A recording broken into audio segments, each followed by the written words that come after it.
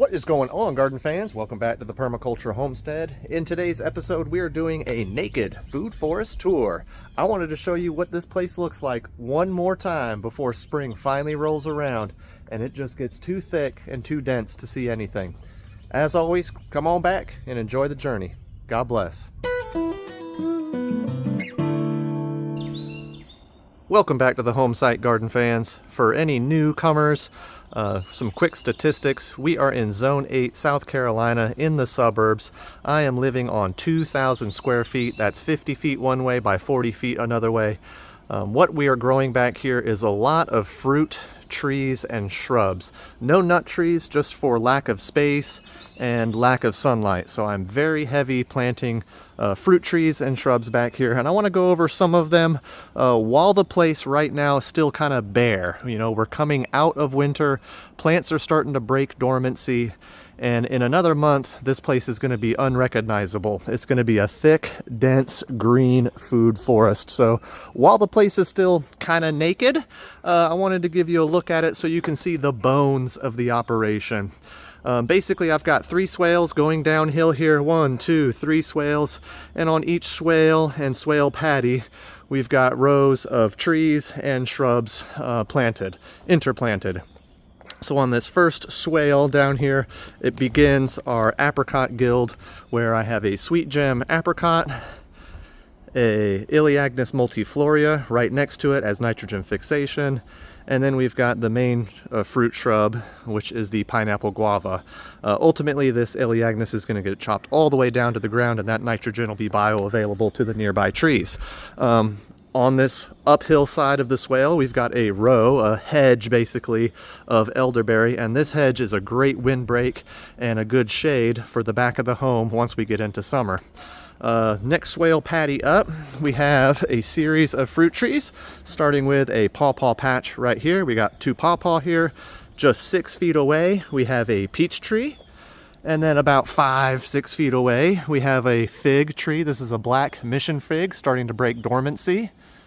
Okay, right 5 feet away from that, we have a black mulberry.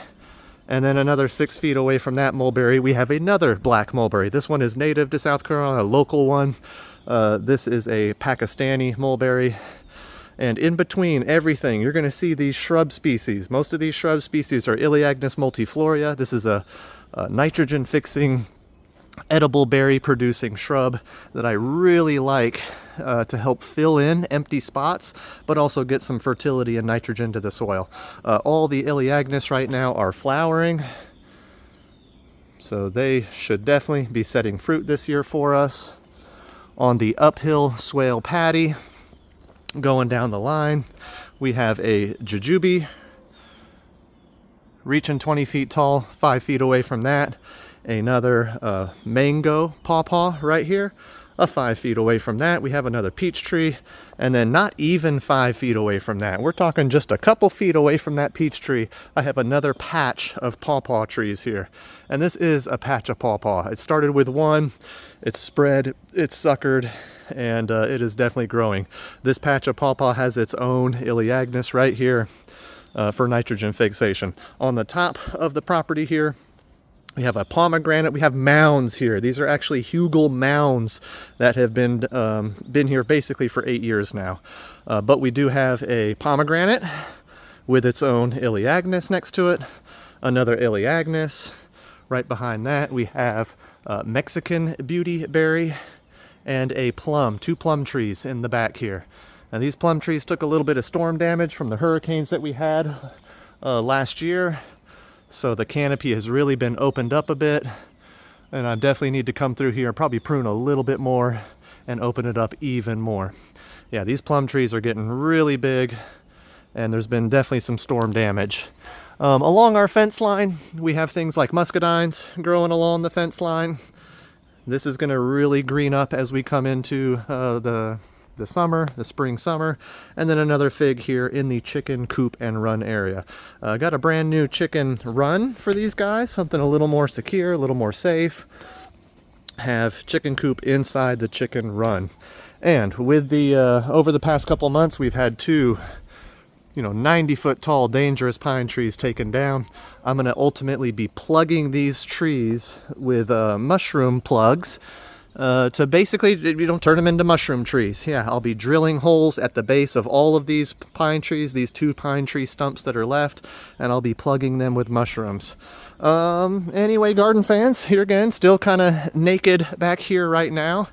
You can still kind of see the bones of the operation, but give this another month and it's going to be so thick, so dense, so green that you won't even recognize it. I'm going to give you one more look at the whole place. I'm going to go kind of up to the 2nd floor of the house, and I want to give you a different view, a top-down view. Let's go check that out. And here we are. We're on the 2nd floor of the home. Wanted to give you a good top-down view of the whole place. Once again, we're on 2,000 square feet. You can see our, white picket fence around the house, about as American as apple pie. We got our 3 300-gallon tanks and 900 gallons of water storage. And just to get a top-down view of the place, looking really good so far. You can see how removing those 2 giant pines has given us a lot more canopy space and sunlight as the sun kind of comes down across the horizon here.